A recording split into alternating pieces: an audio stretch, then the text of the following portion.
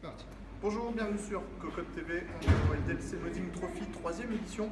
On va vous présenter rapidement le mode de Justin Olsen. Alors on est sur une base entièrement en Fractal Design avec un Define S.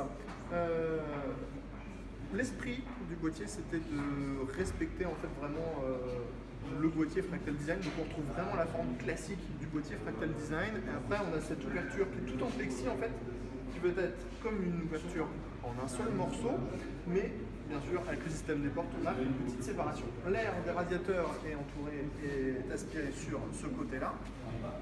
Et sur le dessus, on a les mots du vent qui sont présentés et jolie surprise à l'intérieur puisqu'on a tout le fitting et tout le tubing rigide qui est intégré.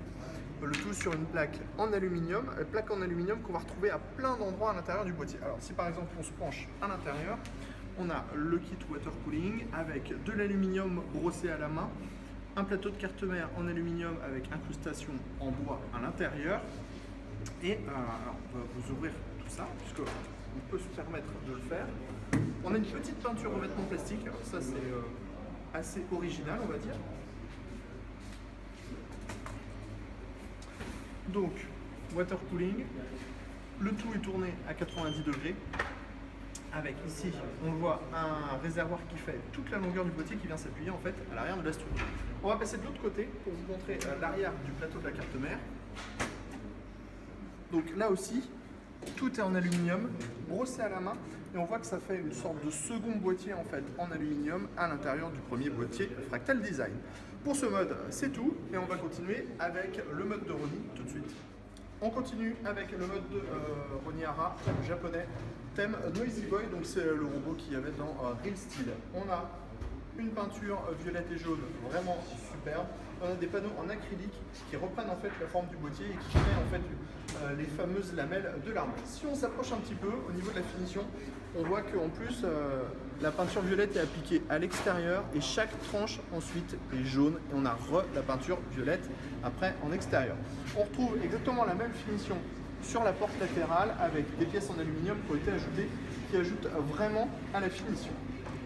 Ensuite, à l'intérieur, on retrouve les mêmes thèmes de couleurs avec des parties en aluminium, violet, un système water cooling, un reverse à 90 degrés et on a même par exemple quelques petits détails comme l'alimentation qui est elle aussi peinte en violette avec une petite fenêtre et ça c'est plutôt très sympathique. Sur le dessus, on voit donc tout est démontable, on a des petites lignes en aluminium, toujours une belle peinture vernie violette. On retrouve encore le même type de finition avec l'aluminium violet et le reverse avec tous les ports de la carte mère qui se retrouvent vers le haut.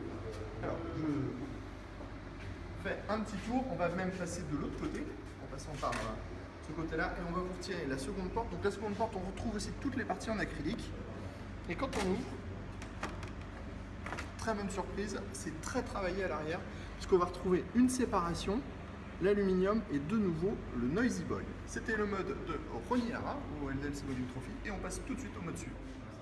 Troisième mode, on est avec le mode de Peter Brands, on est sur une base de D-Frame Mini de chez Inwin et alors là on va tout de suite s'approcher parce qu'en fait tout le travail ne réside pas tant dans l'esthétique mais dans la réalisation en fait du châssis. On le sait, le D-Frame Mini, c'est un boîtier avec un châssis tubulaire où les tubes sont joints les uns aux autres par soudure et après, à l'intérieur, on va retrouver la configuration. En fait, là, une partie de la structure en acier a disparu pour être remplacée par des tubes de water cooling.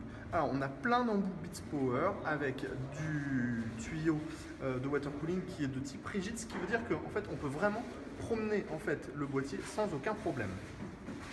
Alors on va aussi le mettre en route, voilà, comme ceci.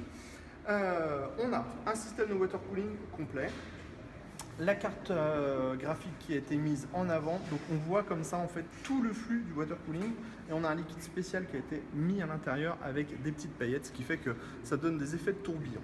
On le voit, le liquide en fait part de la pompe, repart, passe dans le radiateur, ça repart dans le bas, ça revient ici, ici ça se sépare. Et voilà, ça refroidit tous les composants et donc ça fait une boucle absolument complète.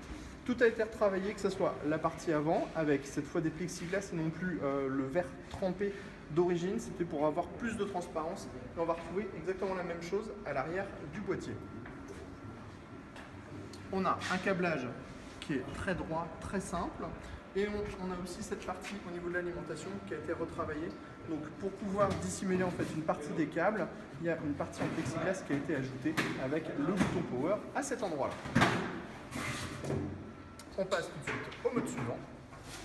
On passe au quatrième mode, celui de Thomas Chérin, le français. Et donc vous allez tout de suite reconnaître ce qu'on a vu sur un mode InWing. Donc on a des vérins qui vont en fait pouvoir s'ouvrir et refermer. On va refermer le boîtier. On ne va pas faire toute la cinématique puisque on est là pour vous présenter les modes, donc on va laisser ça ouvert. Gros travail sur ce boîtier Thermaltake, on le connaît, ce boîtier Thermaltake c'est un truc absolument énorme et on peut mettre énormément de choses à l'intérieur.